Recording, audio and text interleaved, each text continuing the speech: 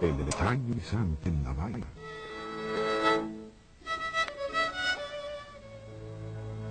Johann Gregor Mendel, quien resolvió el misterio de la herencia, nació en esta casa en 1822 en una oscura aldea llamada Chycica, en la actual República Checa. El padre de Mendel era un agricultor que cultivaba principalmente frutas. La familia era pobre y dependía de los árboles para subsistir y alimentarse. El conocimiento acerca del cultivo y el crecimiento de las plantas fue esencial para la supervivencia. Más tarde sería la piedra fundamental del trabajo científico de Mendel.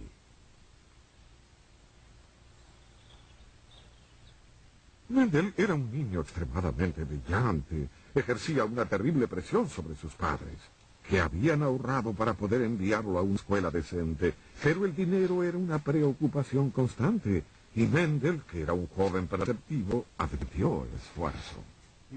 Estuvo enfermo 3 veces y debió regresar a su hogar para recuperarse. Es evidente que estas enfermedades eran psicológicas, eran crisis nerviosas.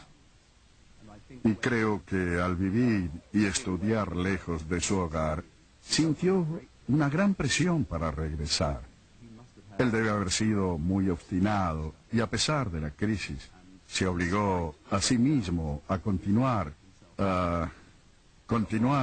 con sus propias ambiciones. Al finalizar su adolescencia, el desastre golpeó a Mendel. Su padre quedó inválido en un accidente en la hacienda. La tradición exigía que el hijo ocupara el lugar del padre, pero el joven Mendel era demasiado delicado y enfermizo para ser bueno en la dirección de la hacienda. En cambio, tomó una decisión determinante. Así lo expresó él. Me resulta imposible continuar soportando este esfuerzo.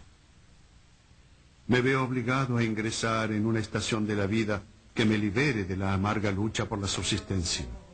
Solicité y recibí la admisión en el monasterio agustiniano de Santo Tomás, en Brno.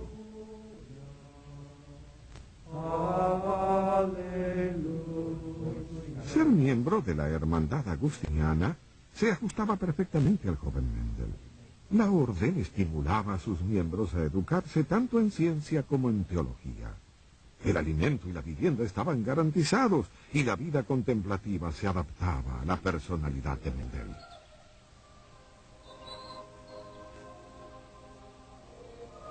Otro rasgo del monasterio era un pequeño jardín botánico. Apenas contaba con una pequeña colección de flores de Moravia, pero transformaría la vida de Mendel.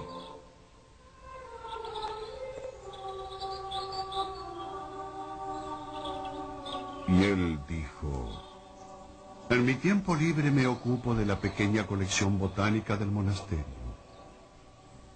Me volví tan adicto al estudio de la naturaleza que no ahorraré esfuerzos para llenar los vacíos en mi conocimiento. Mendel se interesó cada vez más en la variedad de la vida. ¿Por qué las especies eran diferentes entre sí? ¿Y qué tenían en común los miembros de la misma especie? De pericos y pelados. En los días de Mendel había conocimientos acerca del esperma y de los óvulos, pero no había forma de explicar cómo se combinaban para producir la siguiente generación.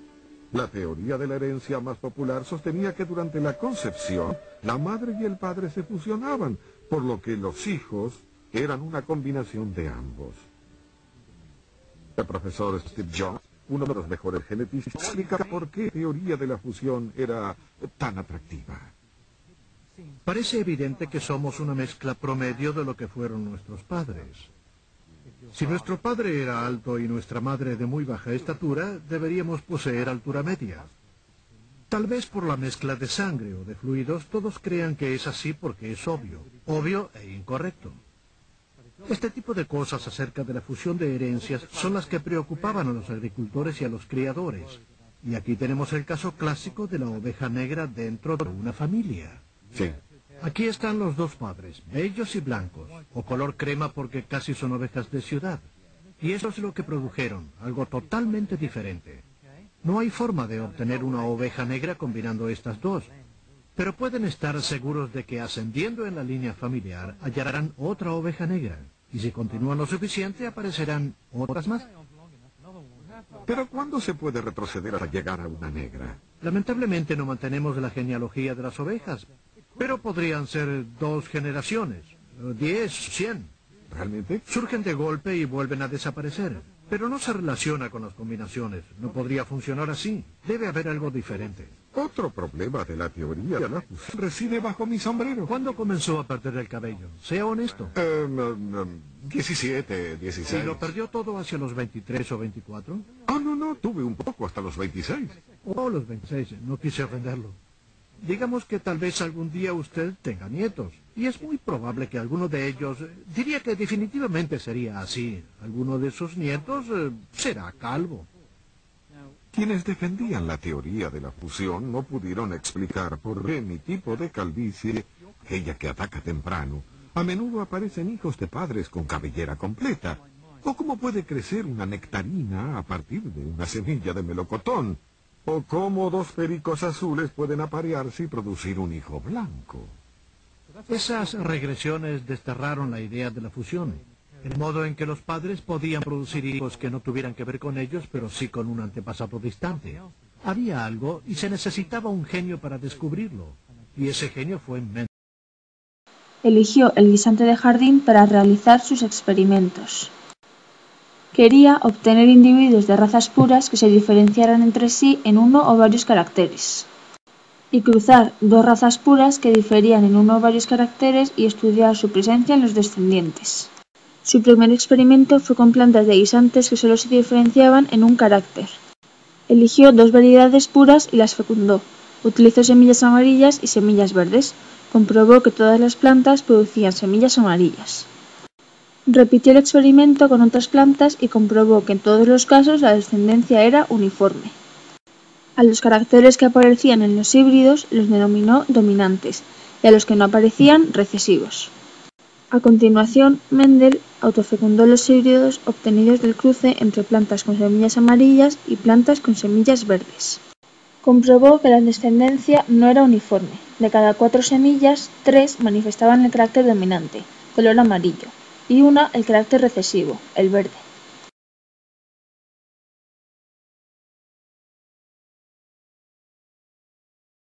Primera ley. Si se cruzan 2 variedades puras que difieren en un carácter, la descendencia es uniforme, presentando toda ella el carácter dominante. Segunda ley. Los caracteres recesivos que no se manifiestan en la F1 reaparecen en la F2 en la proporción de 3 dominantes por un recesivo. Tercera ley. En los heterocigóticos para 2 o más caracteres, cada carácter se transmite a la siguiente generación filial independientemente de cualquier otro carácter. Por esta razón aparecen todas las combinaciones posibles para esos caracteres.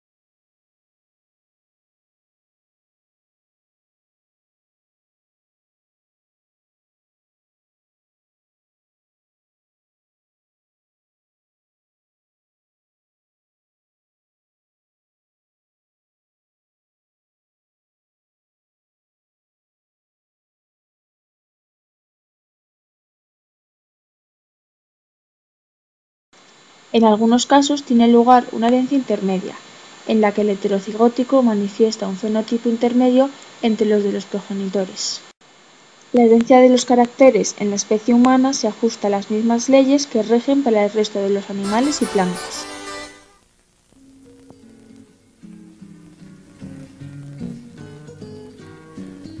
Estos 2 niños obviamente están emparentados. Han heredado características físicas comunes de sus padres. Color del cabello, color de los ojos, pecas, también heredaron características no visibles como el tipo de sangre o la capacidad de producir insulina. Llamamos características heredadas, rasgos o cualidades, El color del cabello es un rasgo, el ensorrillo es otro rasgo y el grosor es otro, porque cada característica se hereda por separado.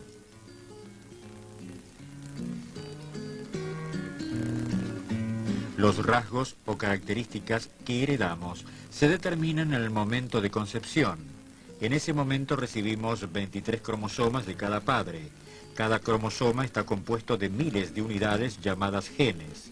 Estos genes, mayormente, determinan nuestra apariencia, inclusive el color de los ojos y cabello. Algunos genes también determinan el color de la piel. La gente de color oscuro tienen los genes de pigmento marrón más activo. La gente de color claro tiene genes que producen menos pigmentos de color marrón.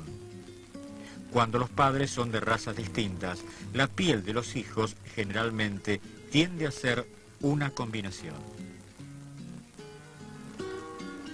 Dado que la mayoría de los padres no tiene exactamente el mismo color de piel, criaturas con toda clase de combinaciones se producen constantemente.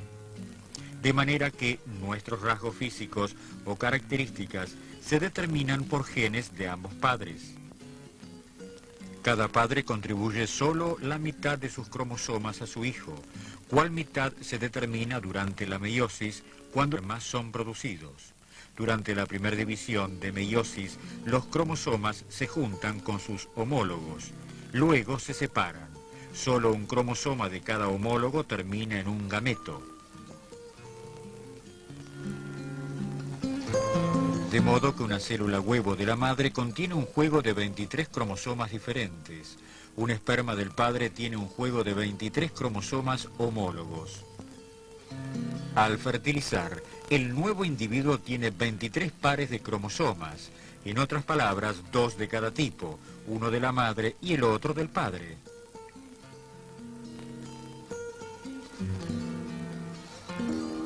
Recuerde, cada cromosoma está compuesto de genes. Como consecuencia, por ejemplo, el padre provee al hijo con un gen de cada tipo. Hay por lo menos un gen para cada rasgo. La madre provee un juego similar de genes, así que cada nuevo individuo tiene 2 genes de cada tipo. Muchos rasgos se determinan por un par de genes. Más a menudo, sin embargo, los rasgos reconocibles son controlados por varios pares trabajando juntos. Para simplificar, consideremos un rasgo gobernado por simplemente un par de genes. A menudo un gen es dominante o recesivo. Esto significa que un gen, el dominante, esconderá o disfrazará el efecto del recesivo. Por ejemplo, un par de genes causantes del color de ojos. El gen para marrón es dominante, el gen para azul es recesivo. Supongamos que un gene para ojos azules y el otro para ojos marrones. ¿Qué color de ojos tendrá el hijo? El gen dominante marrón escondería o disfrazaría al otro.